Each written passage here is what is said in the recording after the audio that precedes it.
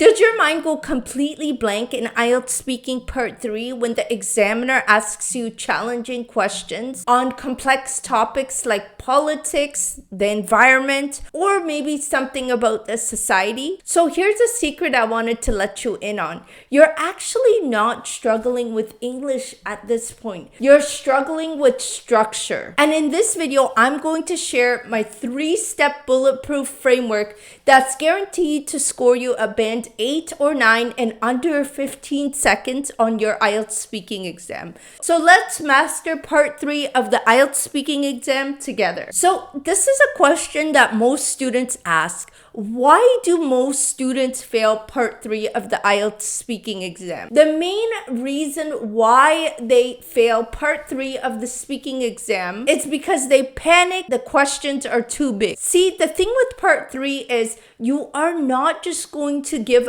a one-word answer or a one-sentence answer. Take a look at this question as an example. To what extent is online learning better than traditional education? So with this type of question, you see that you cannot just answer with a clear yes or no. You need a framework in order to be able to structure your answers correctly. Think of this as a way of giving your brain a structure, especially when you're put under pressure during the exam. And that's where the past, present, future framework comes in. And step 1 is super simple. All you have to do is simplify and contextualize your response. And by framing your work with a historical fact, this is actually going to help you come up with ideas to talk about in part 3. So one thing you could talk about based on history on this given question is maybe ask yourself, how did things used to be in the past when it came to online education versus traditional education? So this is how you buy yourself time, you show advanced vocabulary, and you introduce complexity of the question the examiner is asking you. So this is your foundation. I don't want you to forget this tip because it's really going to help you up your game. So step 2 is to compare and contrast. Use the present tense to actually discuss the current situation. So what I want you to do is bring in a different perspective. So let's say you're talking about the environment, like the examiner is asking you a question about the environment. What you could do in this sense is talk about the economic trade-off, and in between use powerful transition words like however, on the other hand, or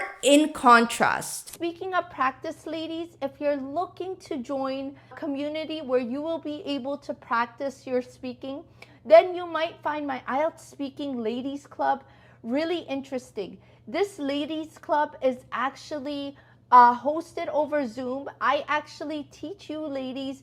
We go over different IELTS speaking mock tests. I give you feedback and I give you any suggestions, tips on anywhere I think you can improve on. If you are interested in this ladies club, make sure you join down below. I've made it specifically for those of you who are stay-at-home moms, who have lots of responsibility of taking care of your children, and maybe you want to learn English from home and you want to become that confident English speaker.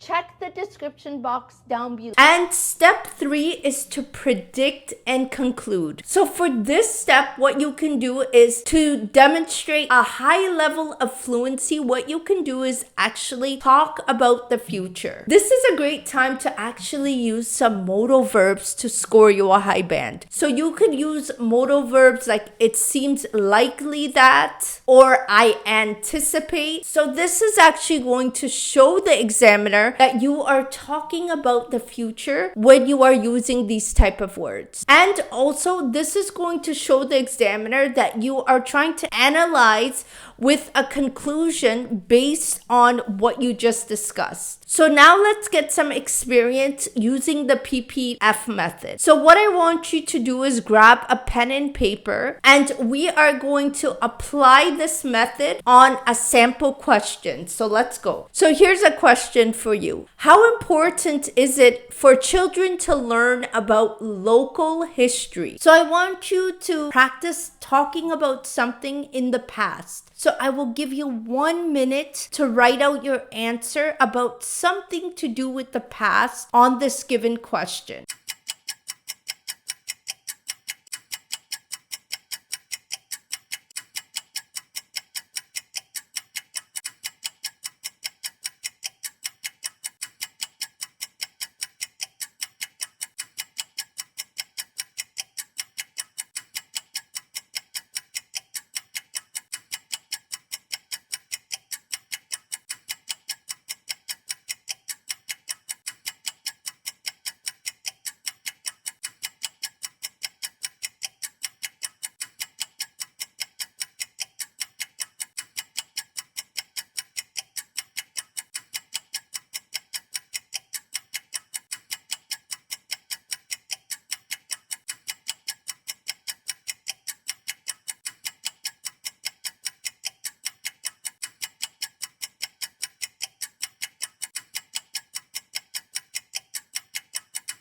So have a careful listen on this sample. Oh, I'd say it's profoundly important actually. Going back a few generations when the internet didn't exist, were actually the only way a community passed down its core values and identity. It was actually vital. Now I'm going to give you 1 minute to prepare an answer about the present.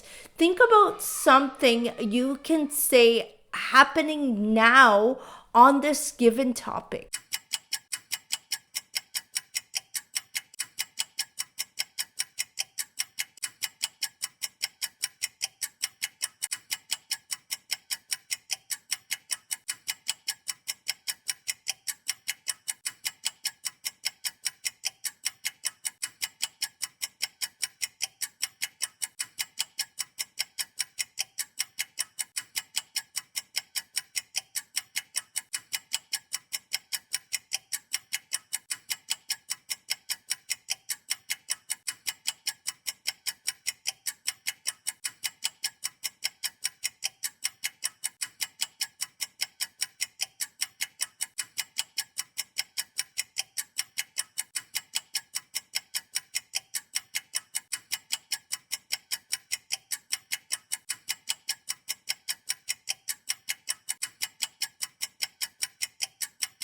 And have a careful listen at this sample answer for the present. Actually, in today's world, children are exposed to an overwhelming amount of global content, and as a result, I'd say local narratives are often getting overlooked. And for this reason, I would say I strongly believe schools should actively protect time and resources for this subject. And now I'm going to give you 1 minute to prepare your answer and talk about something to do with the future for this given topic.